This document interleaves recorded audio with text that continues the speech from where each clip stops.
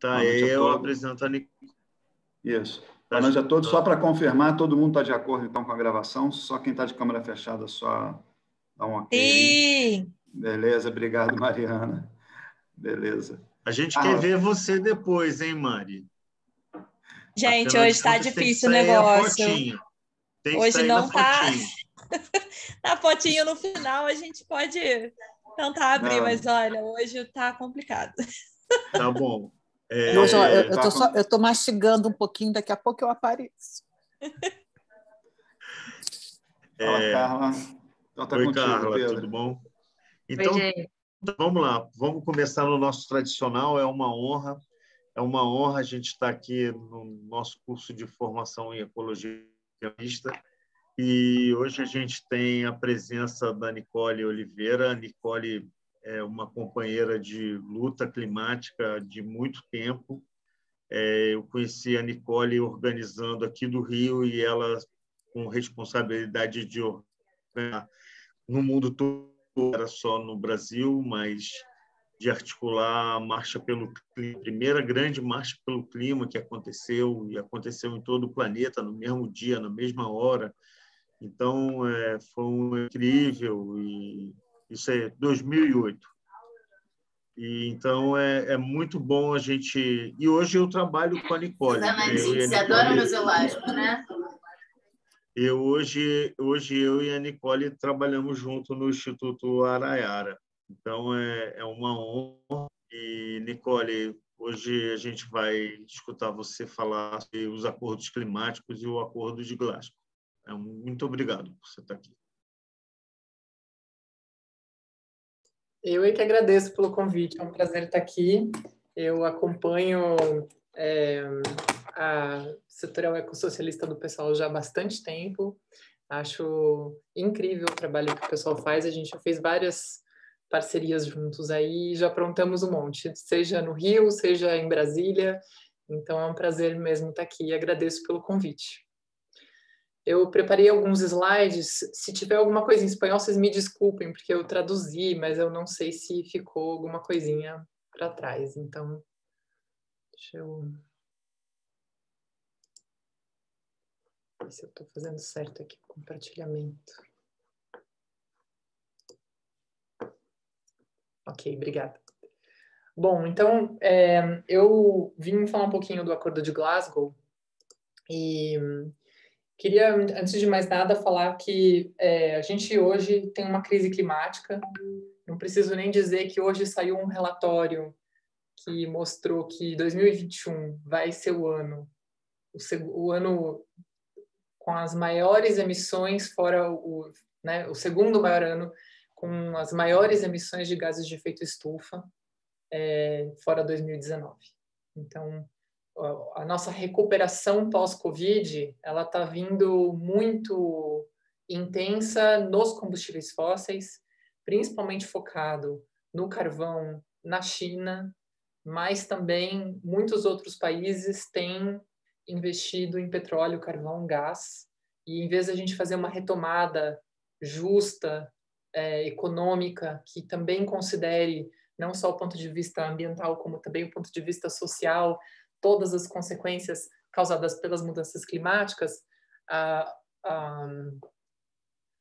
lógica do sistema é a continuidade daquilo que sempre foi feito, né? Que é o investimento em energias sujas, que são injustas socialmente, que desalojam pessoas, que contaminam, que matam, baseada na corrupção, em grandes empresas multinacionais. Então o capital domina, e a gente tinha uma oportunidade de pensar um novo sistema, né? E essa oportunidade ela foi perdida. A gente já tem visto que 2021 já é o segundo ano de mais emissões.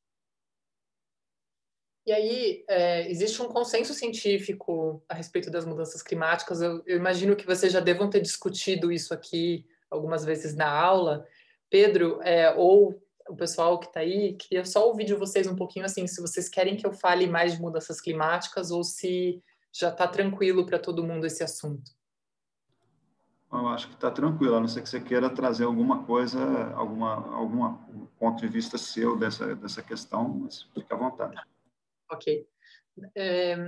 Obrigada. Não, o que, na verdade, eu queria trazer é o seguinte, a gente já está na 27ª COP, né? A gente já sabe que mudanças climáticas são um problema desde a ECO 92. A gente já faz pelo menos 10 anos que a gente sabe que a gente só tinha uma década para reduzir as emissões antes do caos absoluto. E nada foi feito, né? A gente teve COPs, a gente teve 2 acordos internacionais, a gente teve o Protocolo de Kyoto, o Acordo de Paris, o Acordo de Paris já foi implementado. Essa COP desse ano, que vai acontecer agora em Glasgow, na Inglaterra, ela está muito focada na implementação do artigo 6. O artigo 6 é justamente a implementação dessas ferramentas de mercado. Então, são ferramentas de mercado de carbono, onde um poluidor compra créditos para manter o seu modelo de produção e de contaminação e destruição, em troca de alguma outra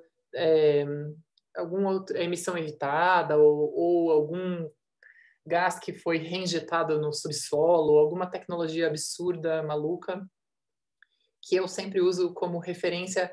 É como se eu fosse fumante e o Pedro Aranha não fosse. E eu pago o Pedro Aranha para ele deixar de fumar por mim. Pedro, você não fuma, né? Nunca vai fumar, vai pôr um cigarro na boca e eu vou continuar fumando aqui numa boa e eu estou aqui com créditos de não fumante. É mais ou menos isso. Então, existem diversos mecanismos de compensação que são chamados de offset. O offset ele é extremamente problemático porque ele mantém a licença de contaminação e destruição da indústria petroleira, basicamente, da indústria fóssil, do desmatamento, né? Mas principalmente dos fósseis. Soluções baseadas na natureza, que nada mais é do que a mercantilização da natureza. Hoje se fala em hedge cultural. Não sei se aqui todo mundo sabe o que é hedge, mas hedge é um mecanismo... Fala, Daniel. Não, né? Então, não, hedge, eu não conheço. REDD. E tem o hedge+. Esse é um mecanismo de mercado de carbono. Então, basicamente, uma papeleira que planta um monte de eucalipto ou pinos para produzir papel, que cria um deserto verde, que são árvores que drenam muita água, né, e acabam esgotando os recursos hídricos. Elas vendem crédito de carbono porque essas árvores, teoricamente, elas absorvem carbono. E absorvem mesmo. Uma árvore, no seu processo de crescimento, ela absorve mais carbono até do que uma árvore que está em pé, já antiga há muitos anos. E aí, quando se deixa de... Ou, por exemplo, uma reserva particular de floresta, ou mesmo uma comunidade indígena que deixa de desmatar, ela também pode vender créditos de carbono, de hedge. Então, o hedge é um desmatamento evitado, né? E aí, de novo, é a mesma lógica de comprar papel, trocar papel e não reduzir na prática as emissões de gases de efeito estufa.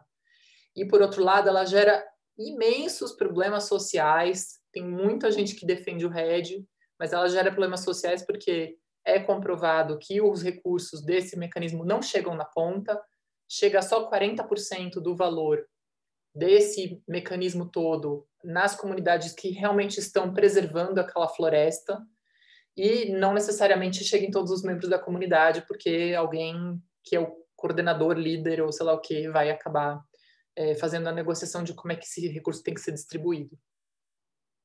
Então, todo esse mercado de carbono é o principal assunto que está sendo discutido na COP27, agora em Glasgow. E com todo esse cenário, né, dos 5 anos mais quentes já registrados, são os últimos 5 anos.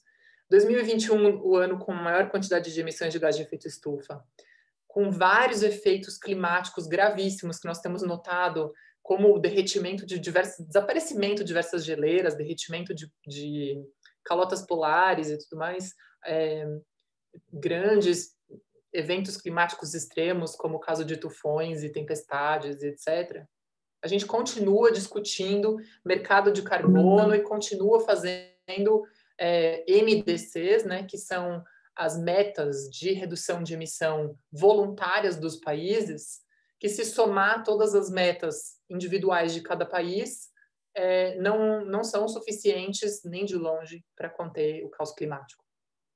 O que a gente está trazendo aqui de reflexão, né? Que as COPs, os governos falharam, basicamente, né? O movimento de justiça climática, que é essa coalizão que sempre foi muito vinculada às COPs, ele sempre teve muito presente dentro e fora. Então, as organizações, grupos, coletivos sempre acompanharam muito próximo as negociações. Então, eu quero dizer, dentro da COP acompanhar linha por linha do acordo que está sendo negociado e tentar mudar vírgulas e palavras e tentar dissuadir governos de fazerem acordos. Por exemplo, eu já estive numa COP onde o governo brasileiro estava negociando com a Arábia Saudita e os termos do acordo eram basicamente assim: tudo bem, a gente aprova que o CCS, que é captura e armazenamento de carbono, então basicamente a Arábia Saudita veio com aquela pauta na COP 23, eu acho. E o CCS é assim, você, por exemplo, faz uma plataforma de petróleo e aqueles gases de escape, que são gases de efeito estufa, ao invés de irem para a atmosfera, são capturados e reinjetados no subsolo. E ainda essa petroleira, ela vende os créditos de carbono por esse gás que não está indo para a atmosfera porque está reinjetando no solo. Ou seja, ela ainda ganha dinheiro para explorar petróleo que vai ser queimado igual, né? E aí a negociação era: o Brasil, Arábia Saudita, eu aprovo o CCS que vocês estão trazendo se vocês aprovarem o RED, né?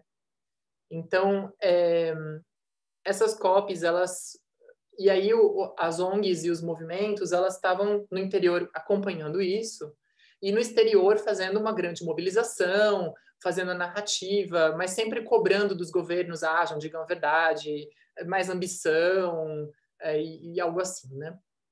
E aí, em 2018, 2019, esse movimento ele explodiu com as greves climáticas, com desobediência civil, os movimentos que já atuavam nesse campo, mudanças climáticas, justiça social, ambiental, integraram as mobilizações. E aí a gente começou a discutir em 2018, 2019, eu estava nesse movimento das COPs, a gente já tinha desistido um pouco de acompanhar a negociação tão de perto, porque precisa de uma estrutura absurda. Uma equipe de 20 pessoas não consegue acompanhar todos os assuntos, né? E aí a gente começou a acompanhar assuntos específicos, como, por exemplo, o crédito de carbono, o mercado de carbono, etc. Acompanhar para elevar vozes indígenas, tentar trazer uma perspectiva do bem viver para dentro dessa narrativa, dessa comunicação, das negociações, do pensar uma COP e a questão climática muito além daquilo que estava sendo feito. E a gente começou a discutir como é que a gente pode mudar essa narrativa. Como é que se a gente consegue criar uma ferramenta organizativa com um discurso que reconheça esse fracasso das instituições, né? Porque não tem como. A gente está 27 anos discutindo o clima e a gente não conseguiu ainda. Para mim é muito claro isso, né? E o Acordo de Glasgow ele vem justamente, na minha opinião, o mais tem muitas coisas boas desse acordo, né? Mas a primeira coisa muito boa é que ele justamente propõe e ele faz uma narrativa política dizendo que as instituições fracassaram, os governos fracassaram e a gente não vai mais ficar cobrando mais ambição ou digam a verdade, menos palavras, mais ação, nada disso, porque a gente já fez isso, né? A gente já fez isso várias vezes. E aí como que a gente consegue avançar no pré-pandemia, né? Em termos de desafio político, de organização e tudo mais. E aí surgiu o Acordo de Glasgow. Então, o propósito desse acordo é justamente criar uma alternativa de uma ação climática, aonde... Ops, mexi aqui no mouse. Criar uma alternativa de ação climática e um espaço de estratégia e coordenação para o movimento de justiça climática. Então, além de fazer esse posicionamento político de as instituições falharam, né? Aí ele propõe que a própria sociedade civil vai fazer um plano de ação. E a gente vai deixar de seguir esperando que os governos e as instituições façam por ela. E a ideia é usar uma enorme variedade de estratégias e táticas para alcançar esses cortes tão necessários para chegar a 1,5 de aquecimento em 2100. E, ao mesmo tempo, promovendo a justiça climática. A gente vê muito se falar em quantos graus que pode aumentar ou quantas partes por milhão de carbono na atmosfera que o planeta consegue aguentar e tudo mais, mas quando se fala dessa questão climática, se fala muito pouco da justiça. Se fala muito pouco de quem são os mais impactados, de quem são aqueles que realmente mantêm as florestas em pé, de quem são os que estão impedindo e lutando na linha de frente contra projetos destruidores, né?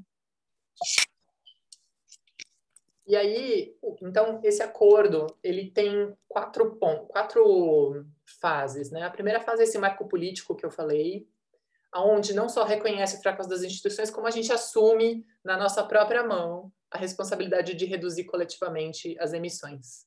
Então, a segunda é a análise da situação, então a elaboração de um inventário territorial com informação desagregada, que inclua os projetos futuros. A gente já tem um inventário hoje no Brasil, se chama SEG, S-E-E-G,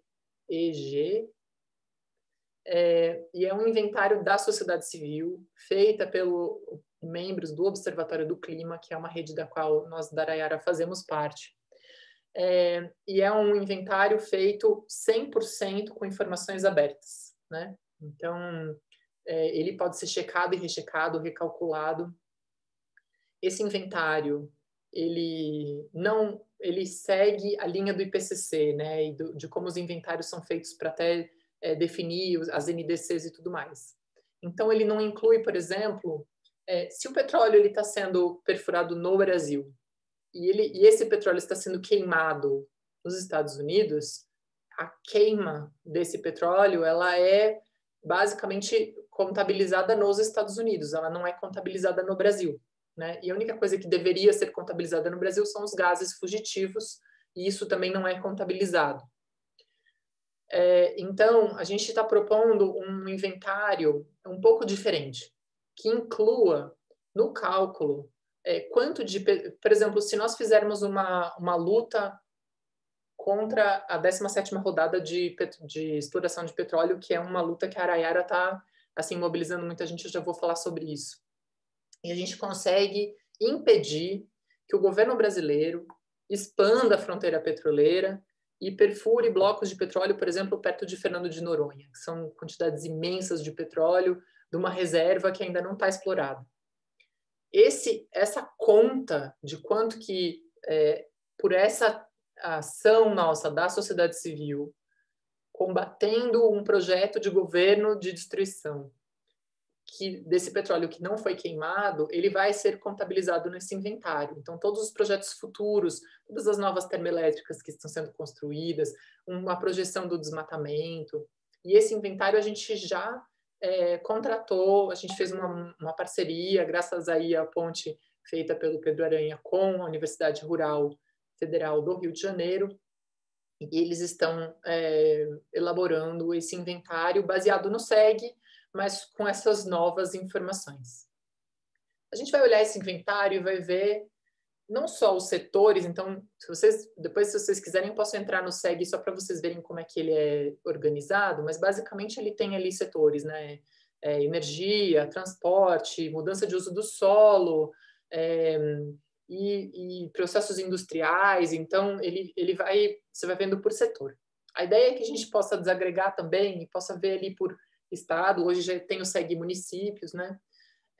E que a gente possa mapear, como sociedade civil, quais são os principais emissores de gases de efeito estufa do Brasil e, baseado naquele numa justiça climática, então não basta só ser um grande emissor, ele também tem interesse da sociedade e as nossas realidades de resistência dos territórios, né? Então, juntando essas duas informações. E com todo esses cálculos feitos e com essa informação em mãos, a gente vai fazer uma agenda de justiça climática. Então, a ideia é a gente conversar com vários outros grupos. Hoje a gente está num diálogo bom com a PIB, Articulação dos Povos Indígenas do Brasil. A gente está numa articulação boa com a CNBB, com várias pastorais. E aí entra justamente o convite para que o PSOL e todos os grupos com os quais existe essa conexão e esse trabalho, que também agreguem essa conversa de justiça climática e que a gente elabore um plano próprio da sociedade civil. Então a gente precisa reduzir 45% das emissões do Brasil? Então vamos olhar aqui e vamos fazer um plano no papel do que tem que ficar no chão de petróleo, do que tem que ser reduzido de desmatamento, de tudo isso de indústrias que tem que modificar os seus processos produtivos, tudo que não precisa mais existir, tudo de subsídio de carvão, tudo aquilo que a gente pode gerar empregos verdes, novos empregos para outro tipo de indústria, enfim. A gente pode fazer um plano próprio, e essa é a ideia. E esse plano vai ter objetivos claros, né? E aí, a ideia é que a gente pare de falar de porcentagens, né? Que foi aquilo que eu falei, assim, vamos reduzir 45% até o final de 2031 ou 32, e vamos falar em infraestrutura específica. Vamos fechar a siderúrgica do Rio de Janeiro, vamos fechar as principais termoelétricas a carvão, e aí vamos também impedir essa expansão absurda de exploração de petróleo, vamos reduzir o desmatamento em alguns locais, vamos apoiar reflorestamento em outros, sei lá, vamos fazer um plano muito concreto, assim, do nosso discurso também, né, e da nossa ação. E aí a gente vai elaborar essa lista prioritária de alvos, empresas que vão ser identificadas, vão ter nome, sobrenome, endereço, CNPJ e tal. Vamos colaborar nacionalmente, territorialmente, internacionalmente, e aumentar essa capacidade da gente se juntar como um movimento climático mesmo no Brasil, né? Agir como um movimento e não como células separadas, cada um correndo para um lado e tentando fazer o seu melhor. E existe um compromisso da parte do Acordo de Glasgow e dos membros dos grupos que já assinaram de apoiar o Sul Global. Então, se houver empresas estrangeiras, a gente já tem um compromisso desses grupos do Norte Global de nos apoiar também nessa questão internacional. Eu já estou quase terminando, porque também não quero falar o tempo todo, mas eu queria só apresentar para vocês um pouco de uma linha do tempo desse acordo. Então, ele começou em Bruxelas, em março de 2020, depois na Suíça, essa discussão, né, com esses grupos, By 2020 We Rise Up, Climate Justice Action, Reclaim Power, e começou essa conversa. Em 29 de março foi a primeira assembleia online do acordo. Aí, em 2020, o ano todo, foram webinários semanais falando sobre o acordo, divulgando. Em junho, teve uma reunião aberta. Em outubro, a gente finalizou a última versão do acordo, então foram formados vários grupos de trabalho. A gente foi elaborando o conteúdo desse acordo para que ele tivesse um viés também do Sul Global, né? Porque ele surgiu no Norte Global, mas existe uma preocupação muito grande de integrar a realidade do Sul Global. Sul Global é um termo que todo mundo aqui entende. Ok. E aí, em 16 de novembro, foi assinado o acordo, houve uma cerimônia linda de assinatura, e o acordo continua aberto e disponível para quem quiser assinar, né? E aí, em dezembro, a gente começou essa articulação regional latino-americana, e fevereiro e março de 2021 surgiram os primeiros inventários, Portugal, Itália, Espanha, Irlanda, Romênia, e em junho e julho desse ano vai ter a Conferência Global do Acordo de Glasgow, e a ideia é que a gente leve esse acordo para a COP, mas que vá além da COP, porque a gente tem muita noção de que uma agenda dessa, a implementação, ela vai levar muito mais tempo do que isso. Então, nessa articulação internacional, a gente tem alguns princípios assim de manter autonomia estratégica, né? Então, por exemplo, na Europa, a tática de fazer desobediência civil, ela é muito forte.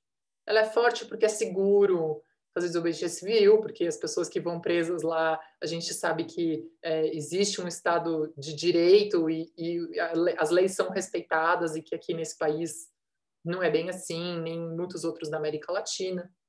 E cada país e cada grupo tem uma estratégia que seja mais adequada, que se sinta mais confortável, que já tenha se acostumado, né? Enfim, que seja possível dentro do seu contexto.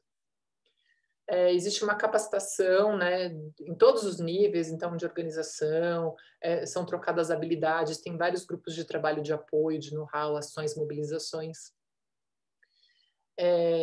E aí, depois de ser feita essa agenda de justiça climática com outros grupos, aí a gente vai se organizar e a gente vai fazer a lista de estratégias e táticas e de alvos, muito baseado, como eu falei, naquilo que já é da nossa luta, ou onde a gente já tem base, ou onde a gente já está habituado a atuar. Tem esse compromisso do norte global para o sul global, e tem muitas possibilidades de articulação estratégica e criação de informações confiáveis no futuro. Então, se constrói o acordo, aí faz os inventários, a agenda e a ação coletiva. Esses são os passos. Aí está o slide em espanhol. E aí, o coronavírus, ele trouxe uma crise econômica muito complicada e o debate climático ele ficou cada vez mais distante da realidade, porque é óbvio que a realidade sobre vacina, mortes, questão sanitária, migração de pessoas, tudo isso se sobrepôs à questão climática e a gente viu que, infelizmente, esse esfriar da discussão climática também contribuiu para que viessem com toda a força na recuperação focada no mesmo modelo de negócio de antes. As quarentenas, elas também foram ampliadas, isso fez com que a organização em nível nacional, internacional fosse muito mais complicada. É muito mais difícil a gente fazer reunião de articulação online do que fazer presencial. Eu tenho percebido esse ano um aumento do número de webinários, chamadas, reuniões, conferências, e um monte de coisa online que as pessoas não estão nem dando conta de assistir tudo.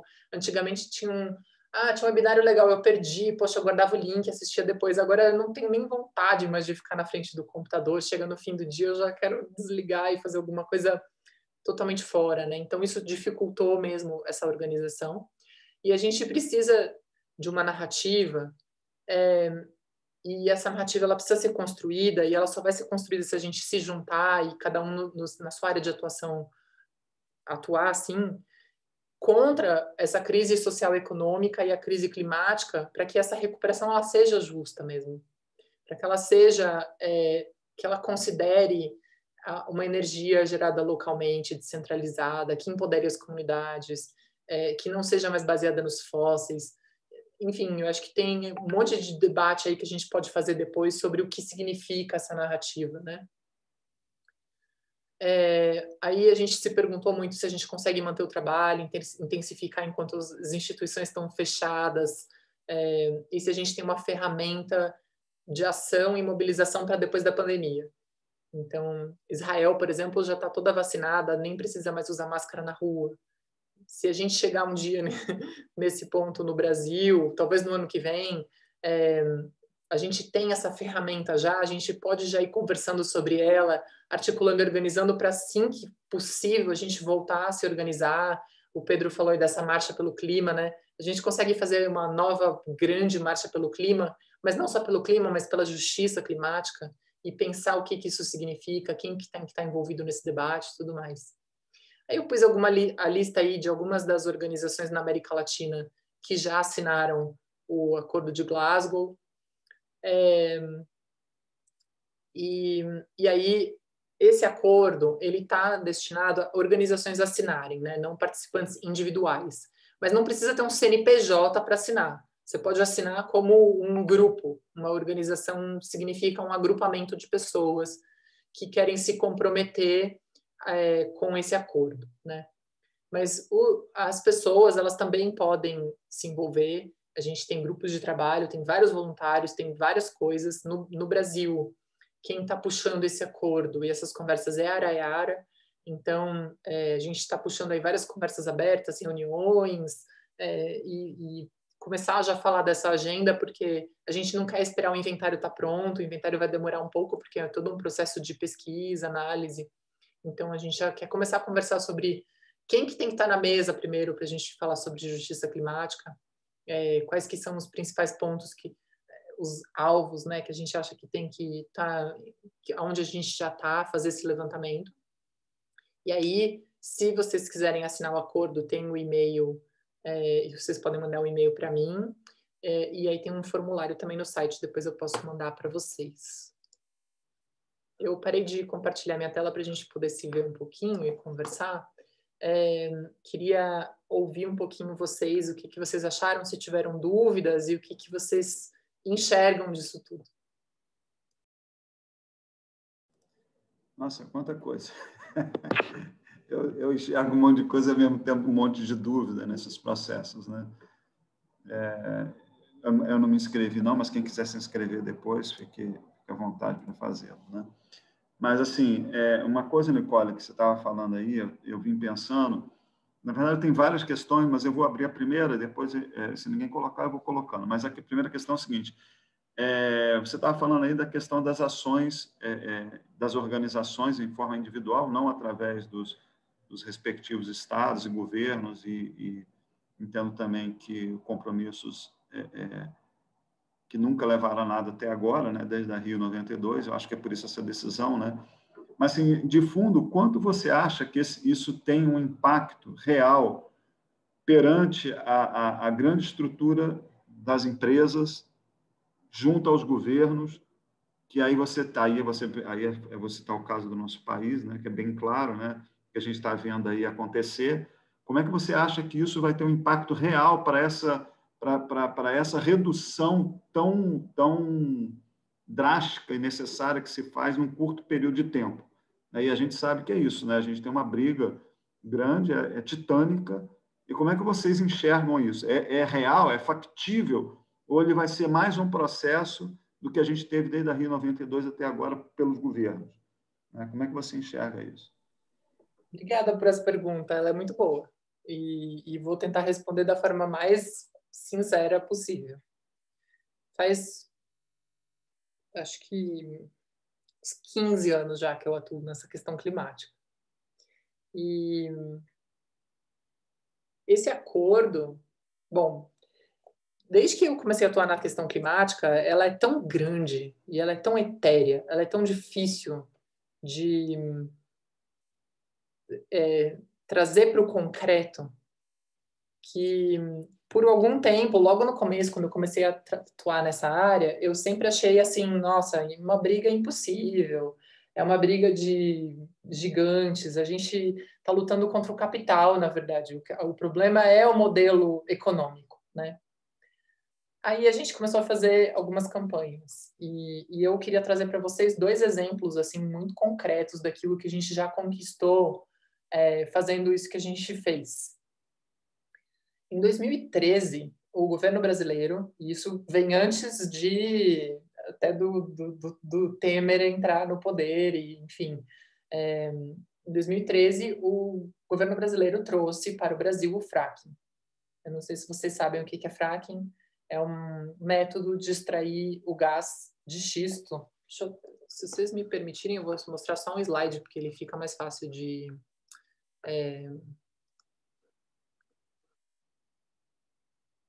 explicar com essa imagem.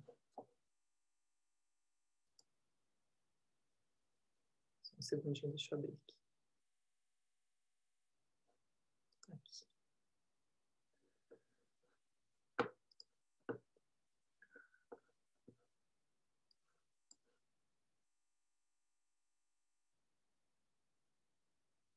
Tá, então vamos lá. Existem alguns tipos de rochas, diferentes tipos de rochas. Existe uma rocha que chama produtora, uma rocha que chama armazenadora. Basicamente, eu não sou geóloga, então eu estou falando bem assim, leiga total no assunto de quem estudou por causa do fracking. Então, a exploração convencional de petróleo, eu faço uma perfuração e digamos que esse azul aqui fosse a reserva, né? E ela está naquela rocha que é uma rocha armazenadora, não é uma rocha produtora. Então, o petróleo ou o gás, ele fica num espaço, assim. Então, quando eu faço a perfuração, ele começa a naturalmente fluir para cima, e aí eu só uso uma bomba e eu bombeio todo aquele petróleo ou gás para cima e eu faço a extração. O não convencional é quando, se eu fizer só essa perfuração, ela não vai ser suficiente para extrair o gás. Então, existe uma rocha, que é um folhêlio perobetuminoso, chamado xisto. Essa rocha, ela é uma rocha produtora. O que significa isso? Que o gás está preso dentro da rocha. Se eu fizer só a perfuração, ele não vai fluir naturalmente para cima. Então, eu preciso literalmente destroçar a rocha. Então, é feita uma perfuração na vertical, depois na horizontal. Se usa explosivos, dinamite, água em altíssima pressão. Cada um desses poços são 135 mil litros de água, são 7 milhões de litros de água, com mais ou menos 135 mil litros de substâncias químicas, né? São 700 substâncias. Essas substâncias são cancerígenas, mutagênicas, extremamente danosas para a saúde humana, né? Tem benzeno, tem diesel, naftaleno, formaldeído, bário, chumbo, tolueno, tudo que vocês imaginam de químicos é um coquetel misturado com areia. Essa água é injetada em altíssima pressão, se destrói a rocha, destroça mesmo em 1000 pedaços, e aí eles conseguem extrair o gás desse pedaço que foi destroçado. Para destroçar aqui desse lado, precisa fazer o mesmo processo de novo, injetar a mesma quantidade de água de novo. Aí dá para fazer até de 8 a 12 vezes aqui. Então faz aqui, aí faz em cima, como se fosse um relógio, e aí dá para descer mais um pouco e fazer mais para baixo. Depois precisa se perfurar um outro poço do lado, mais um, porque ele tem uma vida útil, cada poço, de no máximo 3 anos, mas a média 18 meses. Então, eles brincam nos Estados Unidos que o fracking eles chamam o fracking de rainha vermelha, que é aquela rainha da Alice no País das Maravilhas, que falou para Alice, você vai correr para chegar no mesmo lugar. Então, você precisa perfurar para extrair a mesmíssima quantidade de gás. E aí, essa água que sobe com o gás ou com o petróleo, ela é separada. Ou ela é colocada em piscinas a céu aberto e evaporam, e chove chuva ácida e tóxica em cima da produção agrícola, do solo, dos animais, das cisternas. Ou ela é levada por caminhões e dispersada em rios.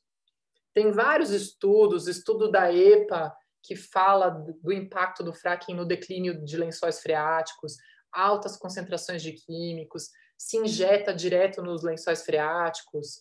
Essa é uma piscininha desse fluido que evapora depois, né? E chove na cabeça das pessoas.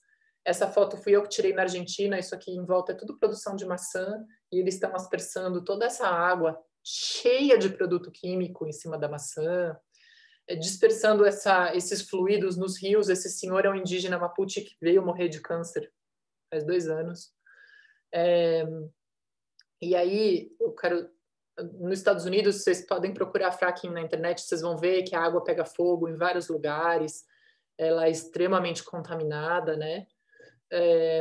Dessas substâncias não metânicas, 44, das 50, 44 são comprovadas de causar danos para a saúde humana.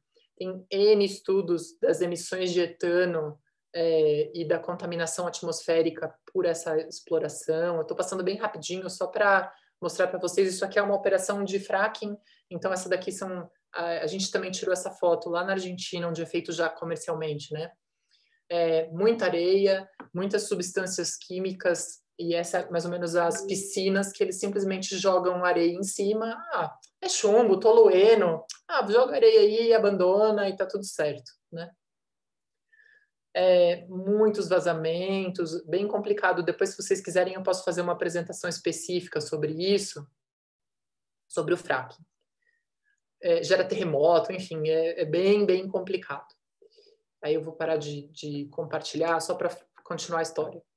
E aí a gente soube que o fracking ele estava vindo para o Brasil. Em 2013, o governo brasileiro leiloou blocos em cima do Brasil inteiro, em cima de terra de indígena isolado na Amazônia, no Acre, em cima de vários locais amazônicos, em cima dos principais aquíferos brasileiros, então o aquífero Alter do Chão, o aquífero Serra Geral, Carte Guarani, todos os principais aquíferos do Brasil estavam em risco por causa do fracking. Em cima de área produtiva no Paraná, então onde tinha muita produção agrícola, enfim, iam destruir o Brasil. E aí, nós que trabalhamos com questão socioambiental há muitos anos, a gente teve a certeza absoluta que não adianta você lutar para ter terra indígena se a água está contaminada. Não adianta você lutar contra agrotóxicos se está tudo contaminado. Eu vi muita gente morrendo na Argentina que eu conheci, que lutou lado a lado comigo contra o fracking, de câncer, de contaminação, animais. Eu vi muita coisa, muita mesmo. E eu tive certeza que a maior ameaça ambiental ao Brasil era o fracking. Tinha certeza absoluta. Tanto pela questão climática, quanto pela questão de contaminação local mesmo. E nós começamos uma campanha, a gente formou uma coalizão, né? Eu entrei depois, até nem fui eu que formei, foi o fundador da Araiara que fez isso, o Juliano. Ele formou essa coalizão chamada Coesos, que é a Coalizão Não Fracking Brasil. E a gente começou a trabalhar muito nesse, assim, formiguinha, de ir de município em município, falar com o sindicato rural, o sindicato patronal, com as comunidades locais, com a igreja, com Deus e o mundo. E a gente sabia que o município não pode legislar sobre o subsolo, isso é prerrogativa da União. Então, a gente desenvolveu um projeto de lei para proibir circulação de caminhões com fluidos para a indústria do fracking, outorga da água para o fracking. Enfim, a gente fez ali tudo que o município podia legislar contra o fracking, a gente fez. Nesse processo, a gente conseguiu proibir, e aí essa campanha ela já tem 2013, 8 anos. 8 anos, a gente conseguiu proibir o fracking em mais de 400 municípios do Brasil. E como ele precisa dessa perfuração, às vezes você precisa de centenas, milhares de poços para ser comercialmente viável essa exploração, a gente também fez mobilizações durante os leilões da ANP, quando estava oferecendo esses blocos. A gente também fez mobilização de prefeitos, vereadores. A gente tem projeto de lei na Câmara, que, por sinal, foi até apoiado pelo pessoal. A gente tem projeto no Senado. A gente tem 2 estados brasileiros, o Paraná e Santa Catarina e São Paulo, já proibiram o fracking. Na Constituição estadual, a gente modificou a Constituição do Paraná. E não só o fracking, como o CBM, que é outra coisa que eu vou falar num outro momento, senão eu nunca mais paro. E a gente conseguiu criar um verdadeiro pesadelo logístico para a indústria do fracking. E a gente conseguiu impedir a realização do fracking no Brasil, que até hoje não conseguiu ser feita, né? Então, você me pergunta assim, mas é possível? É possível.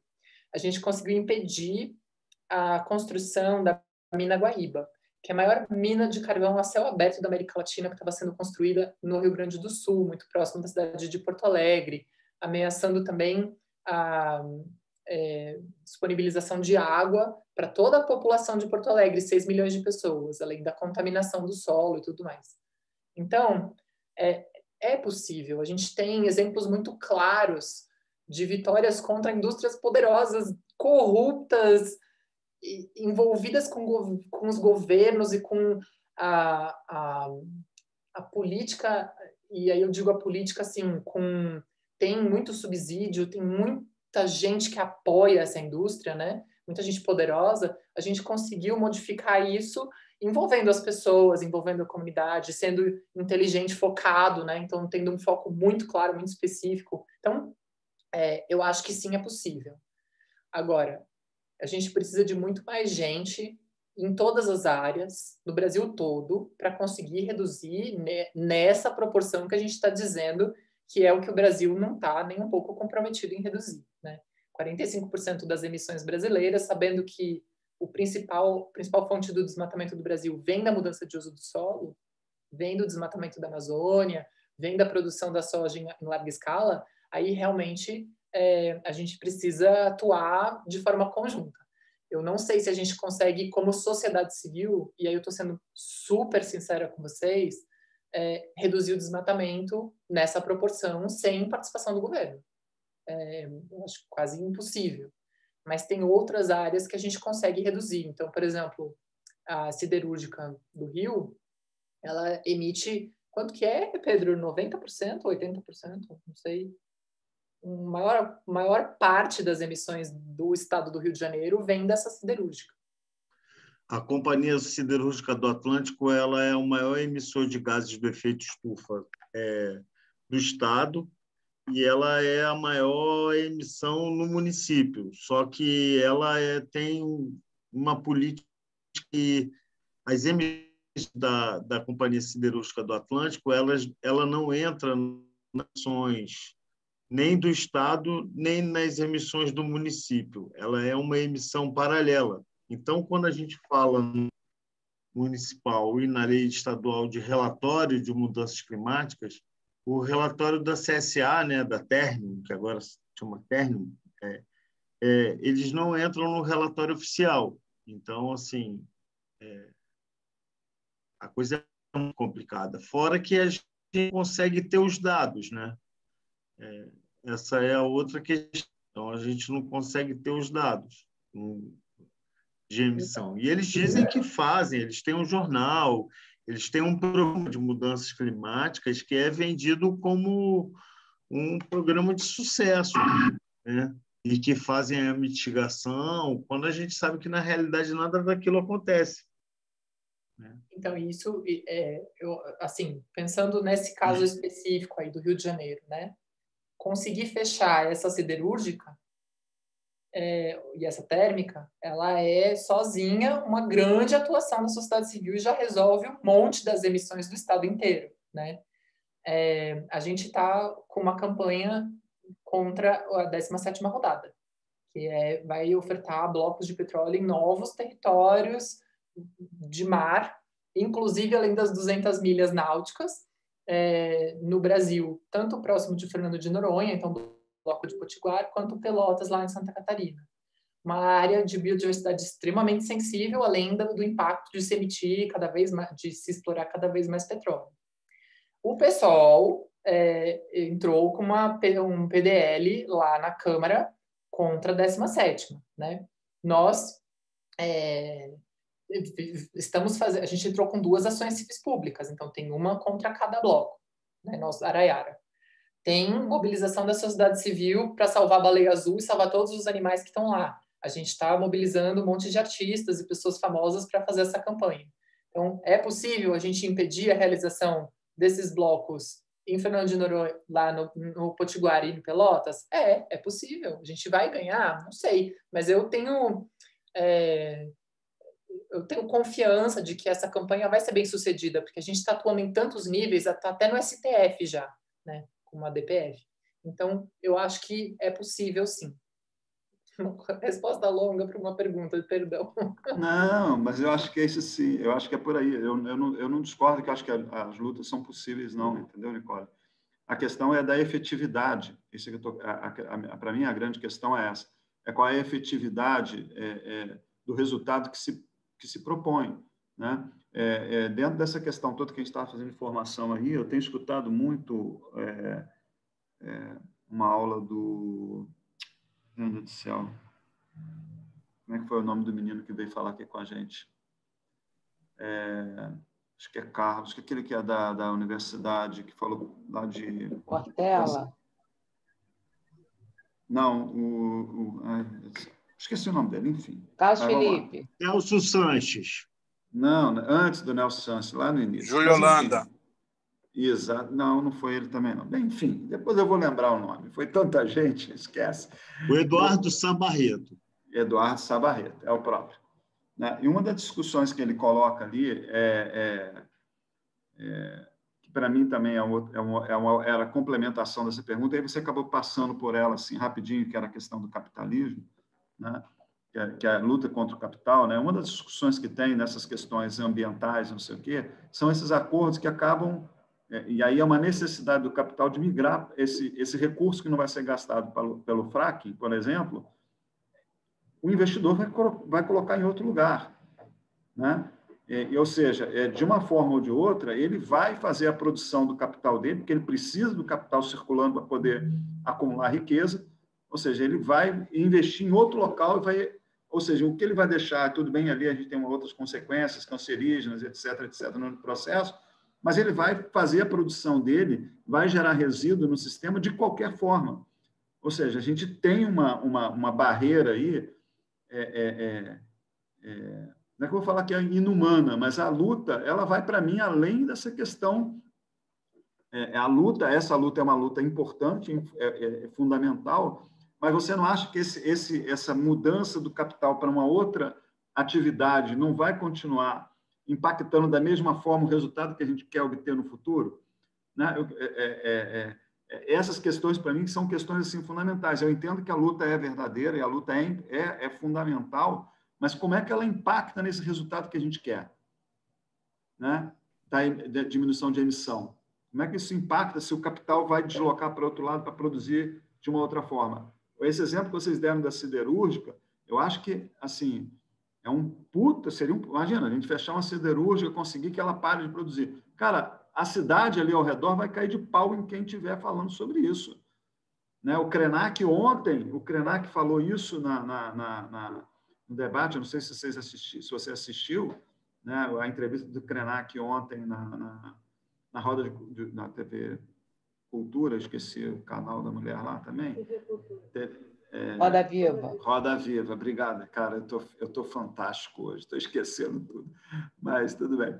E aí ele fala exatamente isso, que tocaram nesse assunto da questão da contaminação dos rios, né? E peixes morrendo com mercúrio, e a população tranquila, para ela não faz diferença, porque ela não olha o futuro, ela olha o imediato, que é o salário dela, é o salário da população, a indústria está ali gerando emprego, comércio, renda para aquele município. Aí você fala em fechar uma siderúrgica, né? Tem que ter um comprometimento muito forte da comunidade. Como é que vai ser compensado essa distribuição dessa riqueza que não vai vir mais através dele? Então, assim, é só essas questões que eu gostaria que você colocasse um pouco. Como é que vocês pensam essas coisas, essa interligação do capital para esse resultado real que a gente precisa? A gente tem que... Só rapidinho, Nicole, eu coloquei as contradições da Ternium, né? A Ternium, ela emite 10 milhões por ano de gases do efeito estufa, que é um negócio avassalador. Ganhou um prêmio socioambiental da Firjan, então é só para a gente entender isso. É um bom ponto esse, sabe? A gente tem atuado bastante contra as termoelétricas a carvão no Rio Grande do Sul, por exemplo, Santa Catarina, Paraná, Ceará, né? E a gente tem falado do descomissionamento antecipado de algumas delas. Então, elas estão previstas para fechar em 2027 e a gente tem falado, não, vocês têm que fechar antes. Né? E quando a gente vai conversar com as comunidades, muitas pessoas que moram ali próximas, elas falam, não, eu trabalho ali, minha mãe trabalhou ali, é uma questão de geração para geração. Nós sempre comemos carvão. Quem comeu carvão uma vez, come para o resto da vida. A gente já ouviu isso, né? E aí a gente tem trabalhado com essa transição justa. Então, o que precisa de impacto positivo para compensar um pouco esse descomissionamento, que já vai acontecer de qualquer jeito. Então, melhor a gente já capacitar pessoas para um outro tipo de emprego naquela região, envolver o sindicato de trabalhadores para começar a já capacitar pessoas para um outro tipo de profissão, já sabendo que o carvão tem data contada. Então, a gente só está antecipando. Os fósseis, eles têm prazo de validade, né? A ANP mesmo, o Delcio Doni, quando era diretor da ANP, ele tweetou no Twitter da ANP: estamos com uma economia de baixo carbono, o petróleo tem que ficar no chão desde que não seja o nosso. Essa é a mentalidade do governo brasileiro. Nossa, o petróleo está ficando obsoleto, a gente precisa explorar, a gente tem uma reserva maravilhosa. Toda vez que tem audiência pública, a gente ouve isso. Tem uma reserva maravilhosa ali no chão. A gente vai deixar de explorar? Vocês estão loucos? Né? Então, essa mentalidade é uma mentalidade que realmente a gente tem que combater. Eu não coloco o óculos cor-de-rosa para fingir que o mundo é lindo, maravilhoso. Eu tenho muita consciência de que a gente está lutando contra o sistema capitalista e que realmente o dinheiro passa de mão em mão. Tem um caso muito bom, que não é bom nada, mas eu gosto sempre de usar como um bom exemplo disso, de uma comunidade que estava lutando muito, muito contra uma barragem que ia ser financiada pelo BNDES. Né? E aí fizeram 6 anos de campanha para o BNDES não financiar. O BNDES puxou e falou, não, tudo bem, a gente não vai financiar. Na semana seguinte, os chineses foram e financiaram e a barragem continuou sendo construída. Então, o dinheiro ele passa de mão em mão. Né? A gente tem aí, com os grupos da Europa, que são os signatários do Acordo de Glasgow, eles têm feito uma campanha financeira, né, de pressionar bancos, fundos de pensão, fundos de investimento, bolsas de valores, para realmente serem mais coerentes com os seus padrões socioambientais. Isso, então, e tem muita gente da esquerda, e é um elefante na sala que eu não posso deixar de colocar aqui no meio, que a esquerda tem se pronunciado a favor da estatização do petróleo, a Petrobras é nosso, o petróleo é nosso, o pré-sal é uma dádiva divina, enfim, esse é o discurso. Então, a gente também lida com isso, né? Mas aí, sabe que existe um certo fardo da gente ser do sul global, e é uma coisa que eu sempre discuto com o pessoal do norte global, que os projetos, eles continuam vindo. Seja de um lado ou do outro, seja de um dinheiro chinês, seja japonês, seja europeu, ele vem, né? E aí cabe às comunidades impactadas lutar.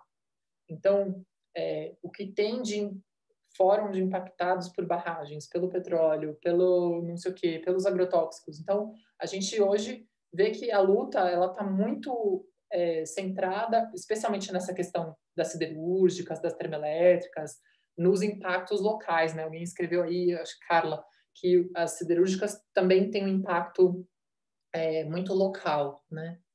Então, tem essa discussão assim, a gente vai ter que impedir esses projetos de chegarem aqui de qualquer jeito.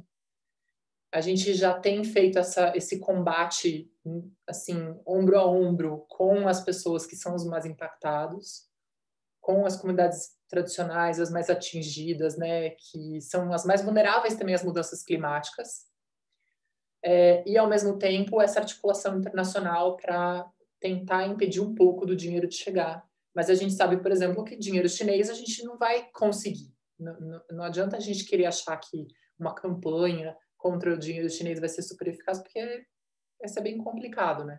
Talvez uma campanha na Bolsa de Valores brasileira seja, mas o capital é o capital e ele sempre vai querer crescer, com certeza. O que a gente tem feito de proposta aqui, de sugestão, e que a gente tem trabalhado, inclusive, em oferecer isso para as prefeituras, para os governos estaduais, para comunidades, esse conceito de energia livre. Então, uma energia livre ela é uma energia descentralizada.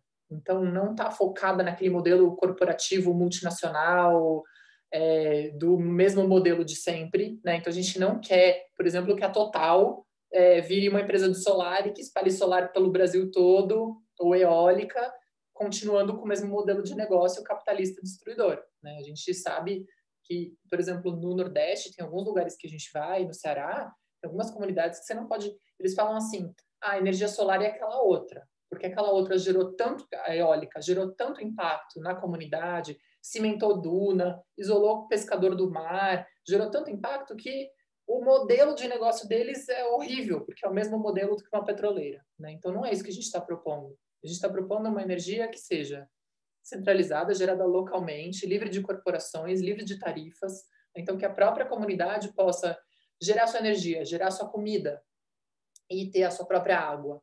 Você ser livre e ser independente do governo, e aí volta para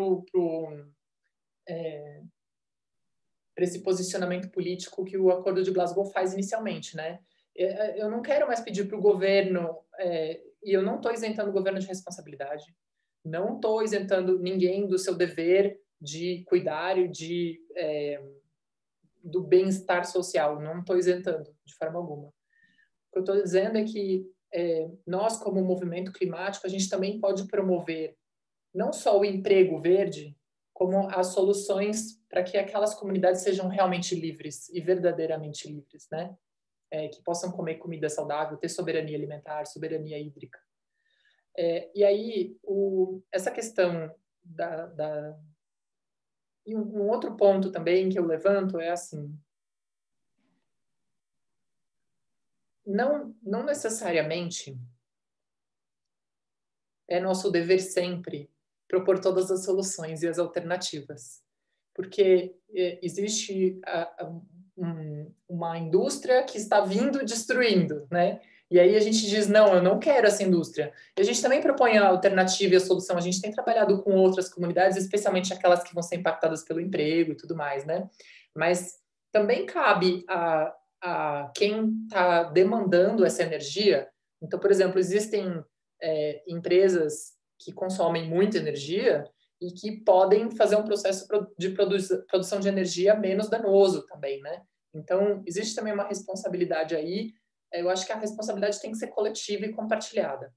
Agora, reduzir as emissões, igual a gente está propondo no Glasgow, significa também o governo atuar, né? Então, até, assim, um dia eu sonho da gente fazer um placar, que é um carbonômetro, sabe? Sociedade civil versus governo. Quanto que vocês reduziram, quanto que a gente reduziu com as nossas ações, porque vocês não tiveram competência para fazer políticas públicas decentes e legislar decentemente para proteger o planeta e as pessoas desse planeta.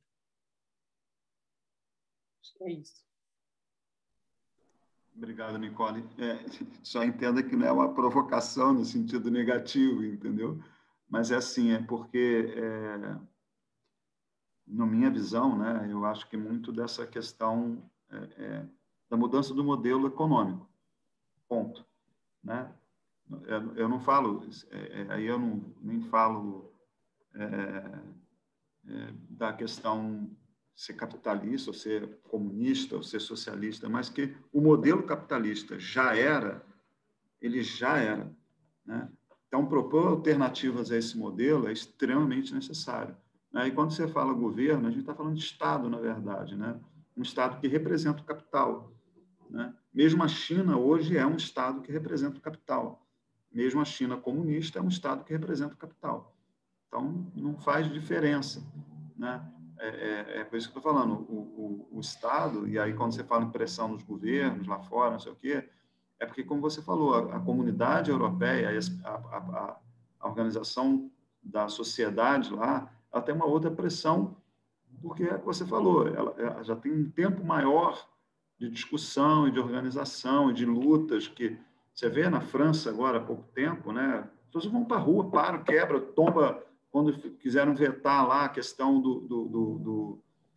da polícia não poder ser filmada, a polícia, que não sei o quê, contra as ações, eles foram lá, tombaram o caminhão, tombaram o carro da polícia, botaram fogo. Quer dizer, então é uma organização, é uma articulação na sociedade que a gente tem que trabalhar aqui também. Eu não estou discordando, eu acho que mas é só uma provocação assim, dada a urgência, dentro do modelo capitalista, eu, Daniel, não enxergo que a gente vai atingir o que a gente quer. Né? Eu não sei se alguém quer fazer alguma outra pergunta, senão daqui a pouco eu pergunto de novo. Provoca mais um pouco a Nicole. Eu quero falar. Vai lá, Pedro.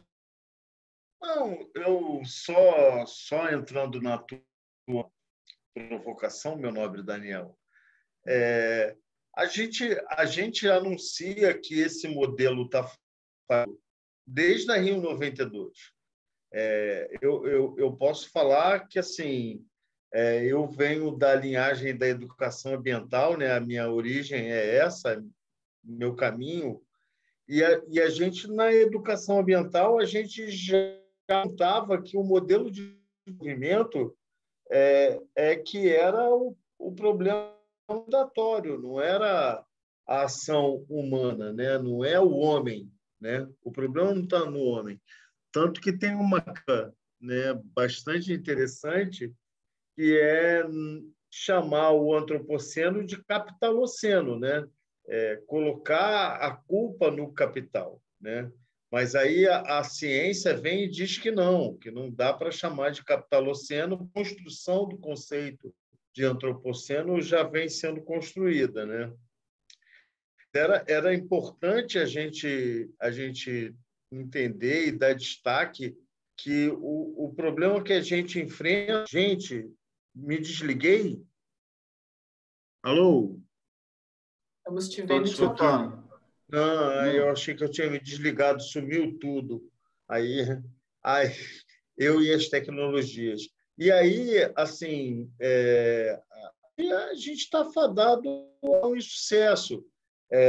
Eu ontem escrevi um texto breve para botar no Twitter que era isso, né? Você escuta o tempo todo, quando você escuta jornal e você escuta as pessoas que você convive, né? Porque hoje o nosso limite está muito trancafiado, né? Então, assim, você acaba escutando a pessoa que vem com o elevador e tal, e todo mundo, assim, eu moro num bairro central do Rio de Janeiro, não é um bairro de gente rica, mas também não é um bairro de gente... não é Laranjeiras, não é o pessoal que estão, né? Mas também não é um espaço de gente, em sua maioria, bolsonarista.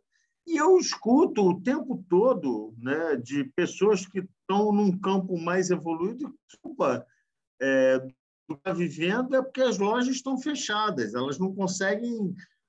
que não é a loja fechada, a loja está fechada porque a gente tem um governo que, em vez de comprar vacina e fazer política pública para cuidar da população, preferiu apostar numa coisa que era cloroquina e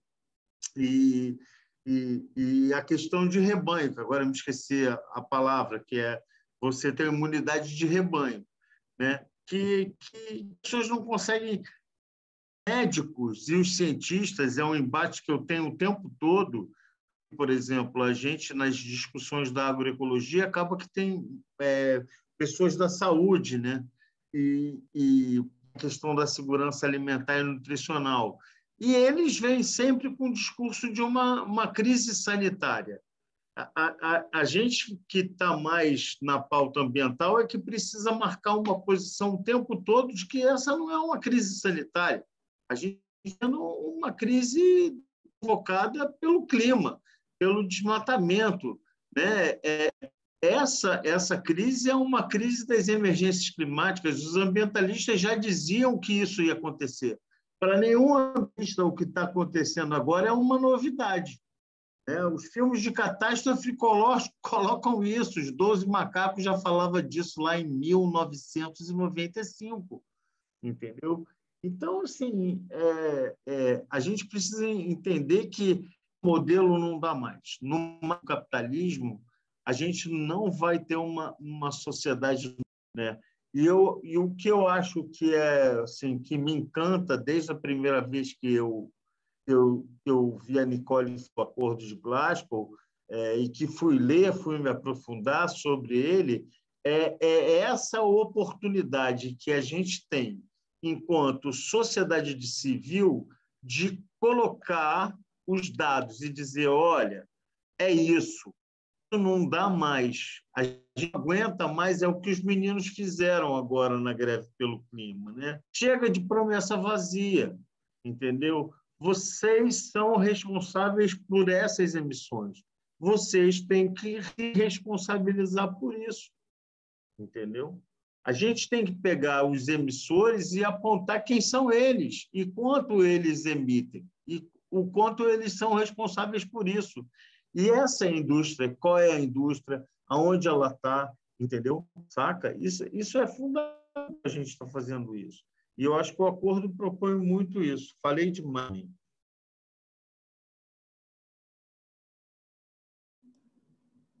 Nicole, quer comentar alguma coisa? Quando a gente compara, né, o aumento das emissões com uma perspectiva histórica, com certeza foi a mudança do modelo produtivo quase artesanal ou semi-industrial para um industrial que causou a necessidade do aumento de tudo, né? Então, eu sempre penso assim que essa questão e esse modelo que a gente está propondo de liberdade, e a liberdade alimentar, a liberdade hídrica, né? A dependência que algumas sociedades têm, que algumas pessoas têm de produtos industrializados para comer, a qualidade da comida, o preço da comida industrializada sendo mais barata do que uma comida de qualidade, né? Muitas vezes, o distanciamento das pessoas dessa produção, das fontes de água, da sua própria energia, isso também gera um problema, né? E gera também essa necessidade industrial. Então, eu não digo que voltar aos níveis pré-industriais, acho que não é esse o caminho também, mas a gente olhar essa perspectiva histórica e pensar num modelo adequado para a nossa sociedade atual, né? Para nossa realidade digital, mas também reaproximar dessa liberdade e dessa energia livre, da água livre, tudo livre, eu acho que é um caminho empoderador e interessante que a gente pode explorar, né? Mas não acho que... Eu pensei agora uma coisa muito bolsonarista, mas eu vou falar. Eu acho que a gente não pode fugir à luta. Um filho teu não foge à luta. Eu acho que a gente não pode fugir à luta de combater esses projetos fósseis e combater essa destruição, mesmo sabendo que o monstro é muito maior, que ele tem vários outros tentáculos e que ele vai tentar chegar, porque tem pessoas que não têm essa opção de escolher aonde que vão atuar, ou que não tem toda essa articulação que nós temos e que estão combatendo isso, né? Então, acho que tem aí falando de dever histórico que os países têm, né? Que existe uma discussão desde o protocolo de Kyoto, onde os países desenvolvidos já emitiram tudo que tinha para emitir, para se desenvolver. Agora, nós que somos em desenvolvimento, a gente também quer emitir a nossa cota histórica, né, de emissão. Então, falando de cotas históricas, eu acho que a gente também tem aí, nós como movimento articulado, temos uma cota aí também para cumprir de redução, né? Eu acho que a gente tem um compromisso mesmo com a sociedade de combater, mesmo sabendo que é um monstro, ele vem em várias formas, ele é organizado, ele é articulado, ele é impiedoso, né? Porque ele objetiva só uma coisa, e ele é estruturado, né? Ele objetiva só uma coisa, o lucro e crescer cada vez mais. Eu já trabalhei numa multinacional. Meu primeiro emprego, quando eu me formei, passei no programa de trainee de uma multinacional de alimentos. E eu acompanhei vários que eles chamam de processos de produtividade. Então, vamos substituir no prestígio, não era a Nestlé, mas só estou usando como exemplo para não falar qual que é a empresa, mas vamos substituir no prestígio o coco pelo açúcar, porque o açúcar é mais barato que o coco. E a gente põe ali um aroma qualquer, sabor coco, que ninguém vai perceber. E a gente vai cobrar o mesmo preço. Vamos fazer a embalagem diferente, a gente reduz a quantidade de produto e vende pelo mesmo preço. E vamos fazer o lobby lá com a Anvisa, para a Anvisa aprovar um produto que tem aspartame e ciclamato para nenê de 2 anos de idade, porque, nossa, as mães compram Danoninho estraga na geladeira, para baixa renda. Então, eu acho que também tem uma questão que nós podemos influenciar, que é assim, as políticas públicas, né? Hoje, eu, por exemplo, sento no Conselho Nacional de promoção de igualdade racial. A gente tem um assento lá. A gente tem um assento no Conselho Nacional de Direitos Humanos. Esses 2 conselhos estão no Ministério da Damares.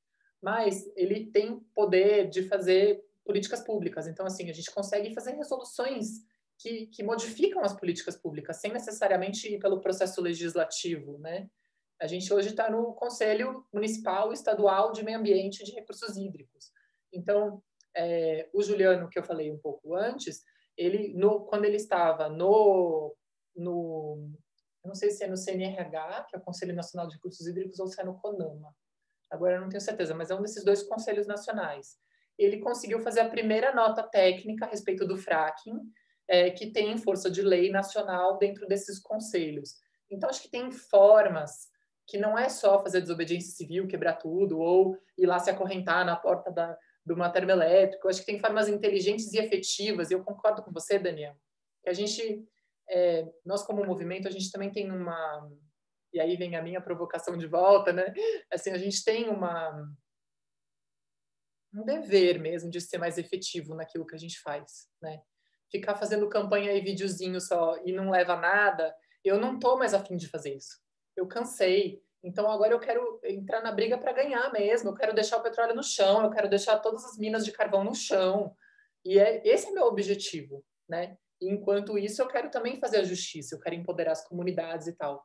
E aí, eu sempre falo, né, para o pessoal da Araiara, assim, a gente entra numa briga para ganhar. Se a gente vai ganhar ou não, eu não sei, mas a gente vai usar táticas, estratégias e inteligência para ganhar e para ser efetivo, não só fazer uma campanha mais uma de conscientização, que é importante, super, super. A educação ambiental é ultra importante, né? Mas acho que a gente precisa dar um próximo passo, que vamos fazer um plano concreto aqui, e nós, como sociedade civil, a gente cansou, a gente sabe que eles não vão fazer, né? O que a gente vai fazer?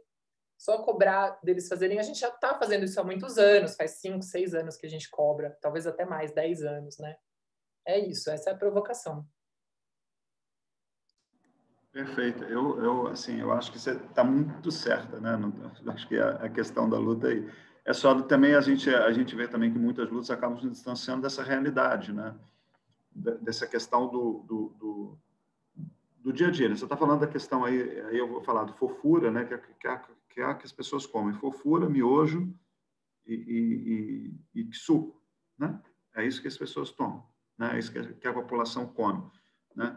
Por uma questão necessária do capitalismo, de novo, né? A gente sabe, a gente está falando da questão da terra, a gente já estudou, né? A questão da concentração, você tem que extrair de algum lugar o alimento para essa população, que também dá lucro, que também gera riqueza, né? Então, esse trabalho aí realmente de trabalhar efetivamente as conquistas, por que eu não posso? E aí a gente tem aqui em Petrópolis uma oportunidade muito grande, que a gente está começando a estudar. Eu e o Bruno vamos essa semana lá, né, Bruno? Depois você confirma. A gente tem um projeto de lei aqui em Petrópolis muito legal sobre a questão de trabalhar as hortas comunitárias, né? Trabalhar a agricultura familiar, as hortas comunitárias, com possibilidade do uso do território, do solo urbano para isso. Sabe? Eu acho lei, né? Já foi aprovado. Exatamente, é lei, não é projeto de lei. Bem lembrado, Bruno. É uma lei. Está precisando de regulamentar. Então, agora a gente tem que entrar na regulamentação para que isso se torne realidade. Ou seja, que ela saia de lei, regulamente, e que a gente possa conquistar exatamente isso. Porque as comunidades, o problema do lixo que está aí, vamos trazer para a nossa questão de poluição, né? Se eu consumo localmente, se eu produzo localmente meu alimento, eu posso barrar a questão do transporte e da queima de petróleo. Eu acho que é isso aí, eu acho que é essa pegada que a gente tem que segurar o touro pelo chifre e fazer a nossa contribuição real. Eu acho que essa tua ideia é perfeita, né? Mas, assim, não esquecendo, porque é isso, né? A luta continua sendo contra o capital, na minha visão, né? Porque se ela não é efetiva, né? Porque a gente vai lutar, o capital não tem lucro transportando comida, ele vai fazer outra coisa com esse dinheiro. E é isso, né? E a gente tem aí outra coisa que você falou bem lembrada, que é a questão que a gente é uma colônia, né? A gente continua sendo colônia. A gente não mudou esse papel, né? A gente achou que a gente estava no progresso, né? né? Nada, né? A gente continua sendo colônia, ou seja, somos para fazer exploração do nosso solo, da nossa água, da nossa riqueza mineral. É isso, não é só isso. Bom, gente, eu estou contemplado, não sei se alguém quer perguntar alguma coisa, Nicole quer falar mais alguma coisa, mas assim, estou muito feliz. Eu tenho dito muito para os europeus que a gente precisa fazer uma campanha contra a nossa recolonização energética, porque nós estamos sendo recolonizados. As empresas que exploram petróleo e que geram energia, seja aquelas grandes fazendas eólicas, seja energia fóssil, são europeias. A EDP é uma empresa portuguesa. As empresas espanholas, tipo a Repsol, exploram a América Latina inteira, né? Então, nós continuamos sendo colonizados, a gente só mudou o formato, né? Então, acho que é super importante. No Chile, por exemplo, não sei se vocês sabem, mas 100% da água chilena é privatizada, né? Então, se a gente não tomar as rédeas da situação, a gente vai chegar no mesmo caminho, porque na Argentina e no Chile, por exemplo, tem os chamados zonas de sacrifício. No Chile é das termoelétricas a carvão, né? E na Argentina do fracking. Então, é uma zona que o que nos Estados Unidos também, né? O que é 1 milhão de pessoas para abastecer o país inteiro de energia? Nada.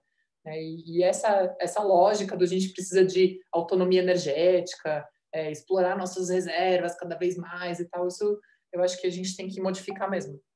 Eu fico muito feliz de já ir encaminhando para o encerramento, justamente nesse ponto de pensar muito, não só ficar no local, né? Super importante essa iniciativa das hortas urbanas para a gente gerar autonomia alimentar para as comunidades, e aí pensar como multiplicar isso para outras cidades, fazer isso de uma política pública estadual, depois ou para outros municípios, né? Compartilhar esse conhecimento e esse aprendizado, aí expandir um pouquinho mais e pensar como conectar isso numa questão mais ampla para a gente contribuir para essa luta da redução das emissões conectado no local. Super concordo. E a minha motivação também é o local, né?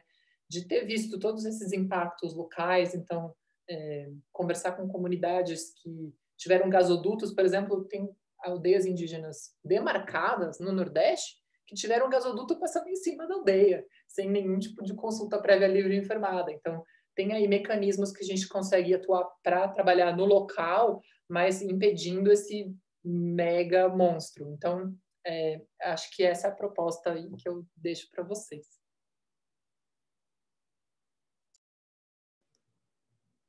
Pedro, está contigo, então.